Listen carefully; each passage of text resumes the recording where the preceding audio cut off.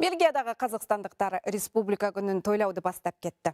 Ұлық мерекеге орай еліміздің Бельгиядағы елшілігі қазақстандық музыканттардың концертін ұйымдастырды.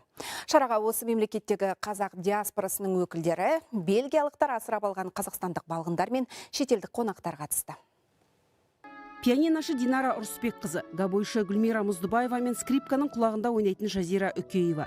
Үш талант әдетте жеке-жеке концерт көрсететін. Ұлттық мерекенің құрметіне біріккен концерт беріп отыр. Үшеуі де Бельгияның үздік оркестрлерінде ойнап, 10 жылдан астам уақыт қазақ музыкасын еуропалықтарға насихаттап жүр.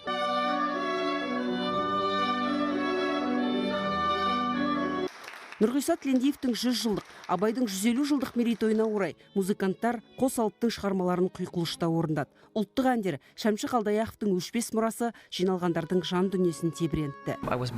Мен Қарағандыда дүниеге келдім. 8 айлығымда бельгиялық ата-анам асырап алған. Бүгін ұлттық әндерімді естіп, еліме сағынышым арта түсті. Болашақта қазақ тілін үйреніп, Қазақстанда тұрғым келеді. Баршаңызды ұлттық мерекемен құттықтаймын. Отаным өркендеп, дами берсін. Қазақстанда 2 рет болдым. Астана мен Алматының көркі ғажап, халқы өте қонақжай. Қазақстан қауіпсіз, қайта-қайта барғың келетін керемет ел. Халқына мықты денсаулық тілеймін. Елдеріңізде тек бейбітшілік болсын.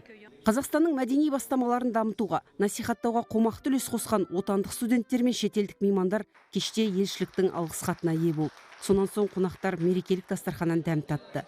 Бельгиялықтар асырап алған қазақстандық балғындардың төл тарихын, түп төркінін тануға ықыласы зор. Қазақша еркін сөйлеп, тоғызқұмалақ ойнауды үйренсем деуші қара көздерімізге арнап, елшілік жақында қазақ тілі, домбыра үйрету курстарын ұйымдастыруды көздеп отыр.